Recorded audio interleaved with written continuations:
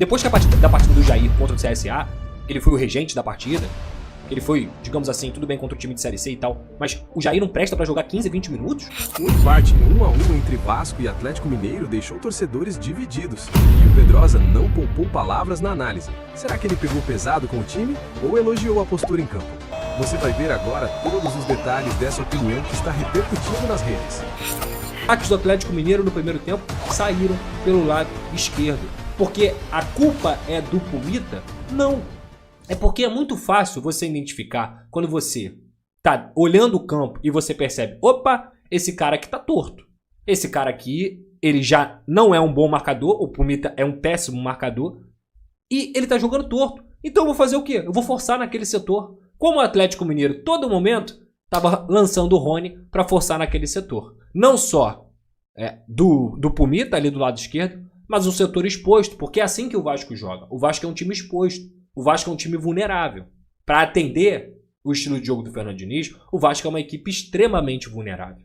E que hoje, pasmem, contou com um bom jogo do João Vitor e que isso não me faz mudar nem por um segundo, a avaliação que eu tenho dele. Não vai ser um jogo que vai mudar a minha avaliação, muito pelo contrário. Para eu poder ter a segurança e a consistência necessária que o Vasco precisa e olhar para esse zagueiro, ele precisa fazer 3, 4, 5, 6 jogos. Quando ele começar a errar 1 para 5, 1 para 6, 1 para 10, aí eu começo a falar, opa, esse cara é um bom zagueiro.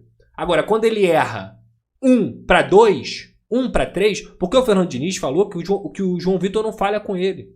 Ele falou que o João Vitor não falha com ele. Mas o João Vitor falhou no jogo contra o Independente Del Valle, lá na altitude. Que ele cai de uma forma bizarra. Ele falhou no jogo contra o Grêmio, que ele faz a falta, que gera o gol do Grêmio. Então, assim, eu não sei, eu acho que é memória seletiva. É a memória seletiva. O João Vitor não é vaiado pela torcida do Vasco da Gama pelo que ele fez antes apenas, não, o Diniz. É pelo que ele faz agora. Porque hoje ele fez um bom jogo, assim como o Lucas Freitas também fez um bom jogo. Só que, a todo momento, o torcedor, ele sente que o João Vitor pode errar. Porque ele pode errar. E não é porque é birra do torcedor, ou porque o torcedor tá pegando no pé do João Vitor, é porque o João Vitor falha e erra constantemente. Graças a Deus não aconteceu hoje. Porque se acontecesse, o Vasco iria ter perdido de novo. E mais uma vez seria na teimosia. Assim como é uma teimosia você insistir cegamente no Hugo Moura. É cego, ele insiste o tempo inteiro no Hugo Moura. O Hugo Moura nem fez uma partida ruim hoje. Fez uma partida nota 6, podemos colocar assim. Só que o erro dele foi suficiente para gerar um contra-ataque para o Atlético Mineiro e o Atlético Mineiro ter conseguido fazer 1 a 0. E aí a montanha que o Vasco tem que escalar é muito maior quando você está perdendo. Compreende? Então, depois que o Vasco empata, e aí eu concordo com ele na coletiva, que o Vasco tinha um grande problema de tomar gol e em todos os momentos que tomava gol, se perdia mentalmente, taticamente, tecnicamente, o time continuou jogando. O time continuou mantendo aquilo que foi treinado. Porque com a bola, os times do Fernando Diniz tendem a jogar bem. Teve até um lance muito bonito, que o Vasco sai tocando e tudo mais, sai toqueiro e cria chance. Criou uma oportunidade para o próprio Pumita, criou uma oportunidade pelo próprio Pumita, que ofensivamente, todo mundo sabe que ele é um bom jogador. Ofensivamente, ele é um bom jogador. Sem a bola, ele é terrível. E esse é o Vasco. Por que eu disse que o Pumita Rodrigues traduz o que é o Vasco hoje? Porque com a bola, o Pumita Rodrigues fez um gol, deu assistência, quase hoje fez gol de novo, quase deu uma assistência. E sem a bola? E sem a bola? Então, o jogo de futebol, ele acontece nas duas fases. E um Vasco, que até ouviu a galera falando, Pedrosa, mas me preocupa mais as chances perdidas. As chances perdidas me preocupam. Só que é esse que é o ponto. Se o Vasco não é um Barcelona da vida, como o Hans Flick joga, que toma 2 gols, mas mete 4, mas mete 5, o Vasco tem que sangrar para fazer 1, como é que você vai ter um sistema defensivo tão vulnerável? Mais uma vez, sobre a fase do Verratti. Tá mal. Tá mal. Fez o gol hoje, assim como fez o gol contra o Mirassol. Ele está entregando ainda alguns números que conseguem fazer o Vasco estar vivo dentro do jogo, como foi o gol do empate contra o Mirassol, aí a defesa falhou. Como foi hoje, fazendo gol de pênalti, mas jogou mal, tá mal. O Diniz não troca o Verratti.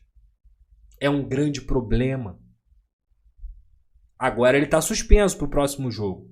Eu tô curioso. Pra saber o que o Diniz vai fazer. Porque, sabe por quê? Olha só que coisa louca, né? Olha só que coisa louca. Quando você não opta por substituir o Verratti em nenhum momento, ele joga os 90, todos, ele joga os 90, eu não vou nem falar só especificamente do jogo de hoje. Eu acho que tiveram jogos que ele mereceu ser mais substituído do que até o jogo de hoje especificamente. Você não tem nem um esboço de como o Vasco joga sem o Verratti. Em campo, em prática, em jogo, você não tem esboço, porque o Verratti joga os 90.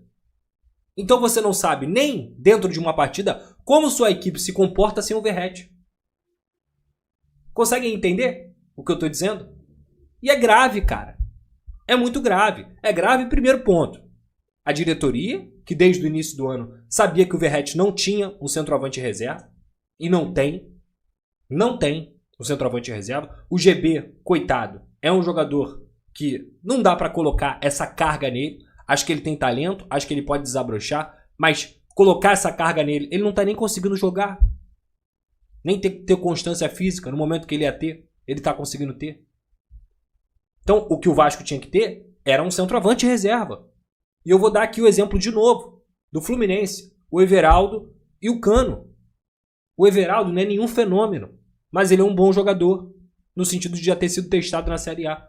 O Everaldo já contribuiu com pontos para o Fluminense. O Everaldo contribuiu para uma classificação na Copa do Brasil. Aí sabe o que aconteceu ontem? Quem jogou foi o Cano. O Cano meteu 2 gols contra o Bahia e conseguiu arrancar um pontinho lá na Arena Fonte Nova. O Vasco não tem isso.